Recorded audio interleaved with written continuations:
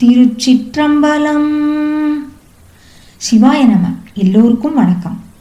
மாணிக்க வாசகப் பெருமான் அருளிச் செய்த திருவாசகத்தில் திருவெம்பாவை திருவண்ணாமலையில் அருளிச் செய்தது.